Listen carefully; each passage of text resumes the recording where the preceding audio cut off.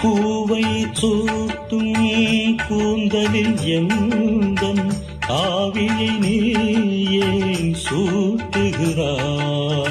தேனை ஊற்றும் நிலவினில் கூட தீனை நீ ஏன் மூட்டுகிறாய்? கடற்கரை காற்றே,